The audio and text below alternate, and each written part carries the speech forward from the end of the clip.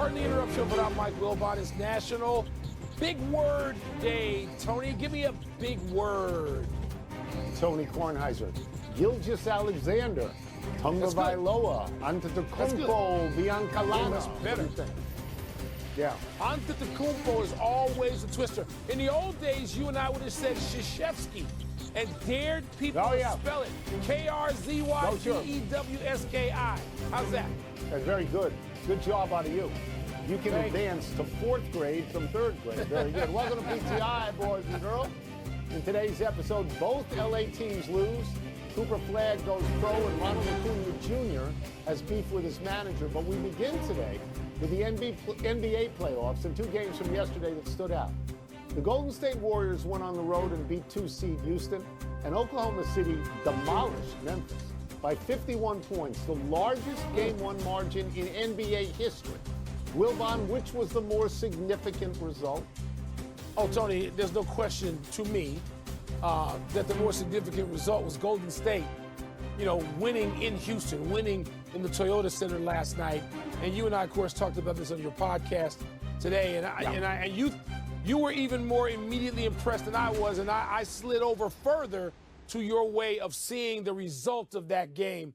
And in live time, Tony, Steph Curry was Steph Curry, of course, but he gets an A+ for last night. And not just his usual jaw-dropping three-pointers. And he hit like 3 of them that looked like they were in a video game. Where you're like, what did he? I got to see that again. What did he do? And Jimmy Butler was great both ways, offensively, defensively, and he gets an A+.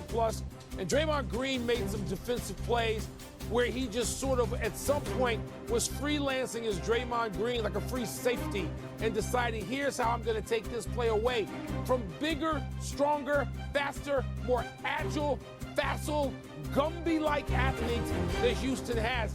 They all get A's or A+. I don't know whether it's sustainable, but the question is about one game. Look, Oklahoma City, what they did, it was nuclear. It was, but I don't even know what it means. I thought, I think this was significant what the Dubs did last night. Yeah, we're going to agree on this. I'll just do a little deeper dive on the Memphis game. I don't tend to talk a lot about Game 1s as if they're important, because if it's reversed in Game 2, then you look like an idiot. But it was amazing last night that Memphis was so stinkingly bad.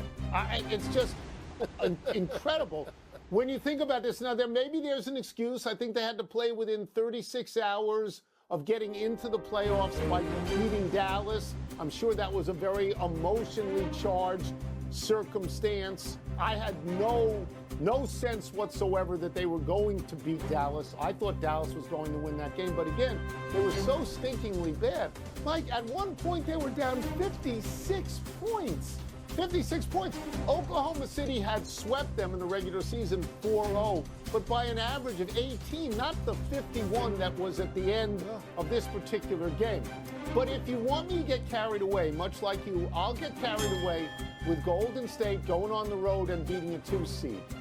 Golden State's, the average age of their players is around 50.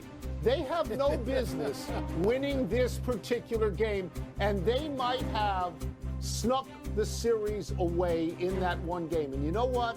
I'm going to be happy if that's the case, because the truth is everyone wants to see Golden State, and nobody yet cares about Houston. Not yet. But Houston's going to have something to say. I think that's going to be a real series. But that first game, I would bet on them in Game 2 ahead of Memphis in Game 2. That Memphis game, that wasn't a 1-8. That was a 132. Come on, that was awful. Wow, Josh says they won't be that bad again. Let's see. That's quite a promise. Let's move to Saturday's results. The Clippers went into OT with the Nuggets and lost by 2 in Denver. And in Minnesota, the Lakers got blowed out. No.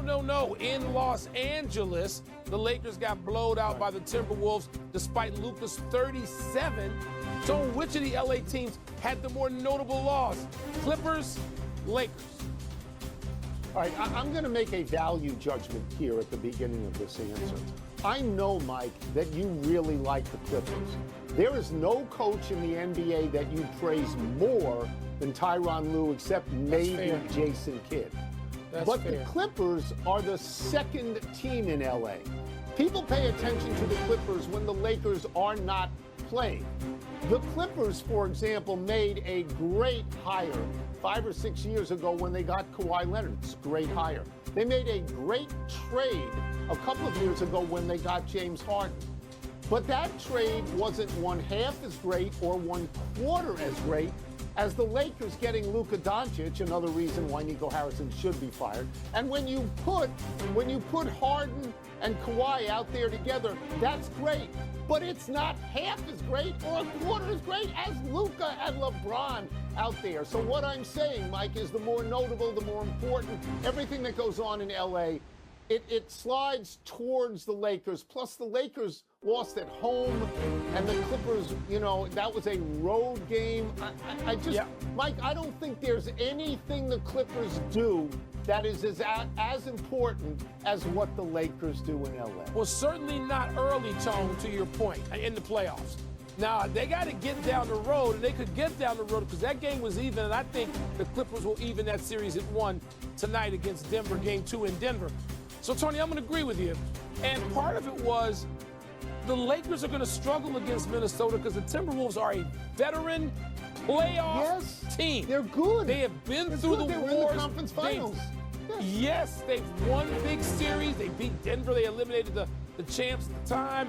They've lost big series. They've been disappointed. They've been through this all as a team, and they got veteran guys. They got long, athletic players who can at least bother or get in the way of Luka and LeBron. And listen, I asked you this morning on your podcast, so we can wrap up this segment. I'm going to ask you again.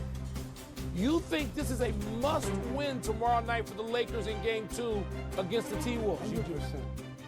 100%. I mean, and I want to see them win for the possibility that they could get the Warriors in the next round. It's absolutely a must game.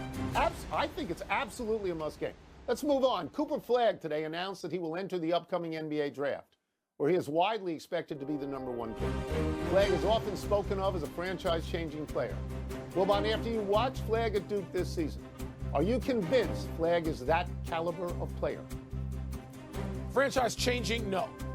Franchise supplementing, boosting, yeah.